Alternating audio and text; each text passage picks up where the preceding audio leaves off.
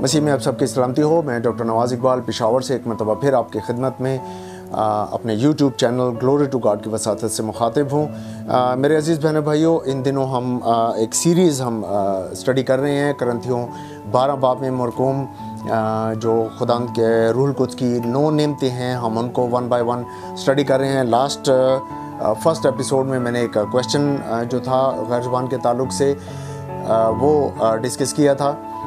उसके बाद second episode में हमने गैर ज़ुबान के बारे में जानने की कोशिश की कि उसकी कितनी किस्में हैं और उसकी कंडीशंस क्या हैं, हम कहाँ पर हमें बोलनी है, किस तरीके से बोलनी है और कैसे बोलनी है।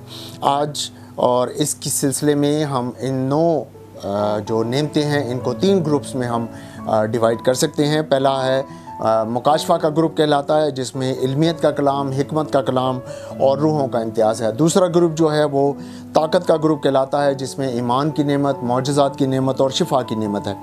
तीसरा ग्रुप जो है वो हौसला अफजाई का या तसल्ली का ग्रुप भी कहलाता है, जिसमें तरह तरह की ज़ुबानों का तर्जुमा और नबूवत का कलाम आता है। तो हम तीसरे ग्रुप में जो कि हौसला अफजाई और तसल्ली का ग्रुप है, हम इसको स्टडी कर रहे हैं। हम देखने की कोशिश कर रहे हैं कि ये तमाम रूहुल कुद्स की ये नेमतें जो हैं अपनी ज़ात में क्या इनकी अहमियत है, इनकी क्या इम्पोर्टेंस है और इसका बाइबल मुक़द्दस में हमें क्या तरीक़ाकार मिलता है, हमें क्या इसका डिसिप्लिन हमें मिलता है। क्योंकि हमारा खुदा जो है वो अबतरी का नहीं बल्कि अमन का बानी है। वो हमें डिसिप्लिन, खुदा का हर काम बहुत डिसिप्लिन से है, बहुत सिस्टमेटिक है, बहुत ऑन द टाइम है। इसलिए हमें भी ज़रूर है कि हम उसके खुदा खादम होते हुए, उसके फॉलोअर होते हुए, उसके बंदियाँ होते हुए हम बहुत डिसिप्लिन्ड हों और कलाम मुक़द्दस के मुताबिक जो चीज़ हमें बताई जाती है, जो खुदा ने कही है, हम उस पर अमल पैरा हों। आज हम देखेंगे ज़ुबानों का तर्जमा। पहला करंथियों 14 बाब और उसकी 13वीं आयत। इस सबब से जो बेगाना ज़ुबान में बातें करता है वो दुआ करे कि तर्जमा भी कर सके। ये बड़ी एक जिसको हम कहें कि बड़ी एक रेयर गिफ्ट है जो हमें बहुत कम नज़र आती है। अब उसके कम नज़र आने की वजूहात बहुत सी हैं।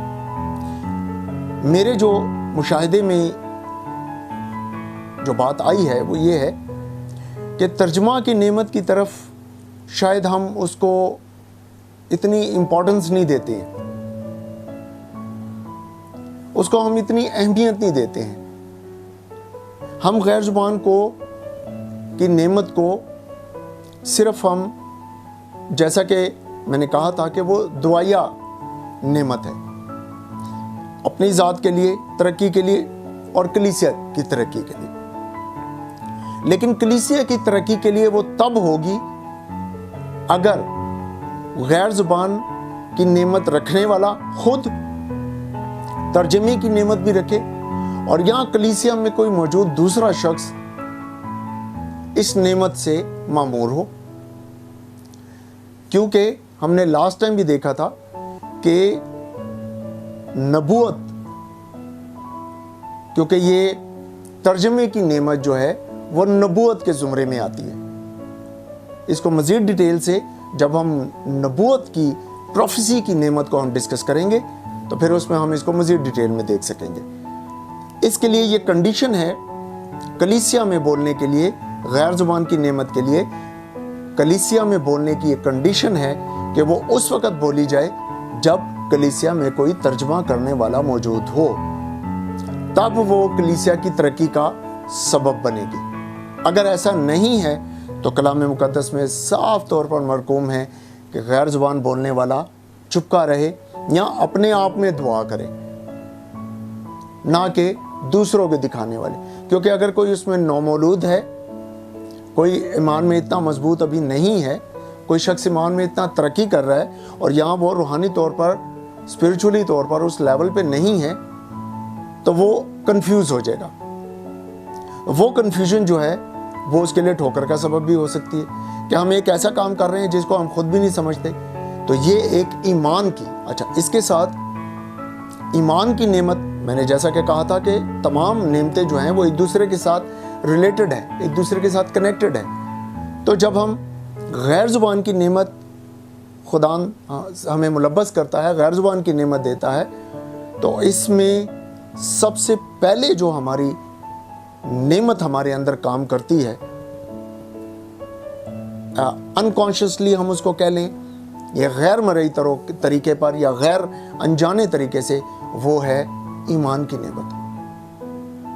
इसलिए ईमान की नेमत को सेपरेटली जो है वो कहा गया है कि रूल कुद्स से ईमान की नेमत भी मांगे। तो ईमान की नेमत अपनी जगह पर क्यों इंपॉर्टेंट है कि उसी ईमान में हमने खुदावंद में आगे चलना है। तो तर्जमे की नेमत बुनियादी तौर पर कलीसिया की तरक्की के लिए है, गैर ज़ुबान के तर्जमा की नेमत है, और ये नबूवत के ज़ुमरे में आता है। बाकी इसके जो ये किस तरीके से नबूवत के ज़ुमरे में आता है, आप कलाम मुक़द्दस को पूरा पहला करंथियों और आगे खतूत और कलाम मुक़द्दस में आप बहुत डिटेल से इसमें मरकूम हैं। आप उसको बहुत तसल्ली से स्टडी कीजिए, बहुत देखिए। और सबसे बड़ी बात ये कि हमें इसको दुआ में ठहरने की ज़रूरत है, ताकि खुदा हमारे ईमान को इतना बढ़ाए, हम खुदा के ईमान में इतनी तरक्की करें, उसके रूह में इतना डेवलप हो कि हम इस चीज़ को फुली तौर पर ना सिर्फ अंडरस्टैंड कर सकें, बल्कि हम उस ईमान के मुताबिक हम उस रास्ते पर भी चल सकें और खुदा यीशु का जलाल हमारी ज़िंदगी से ज़ाहिर हो। सो ज़रूर है कि हमें अपने ईमान को बढ़ाना है और उसमें तरक्की करना है, और खुदावंद से, क्योंकि मैं आपको कुछ नहीं सिखा सकता, कोई भी शख्स आपको कुछ नहीं सिखा सकता जब तक वो मददगार आपकी मदद ना करे, जब वो रूल कुछ हमें ना सिखाए, क्योंकि सिखाने वाला वो है, बोलने वाला वो है।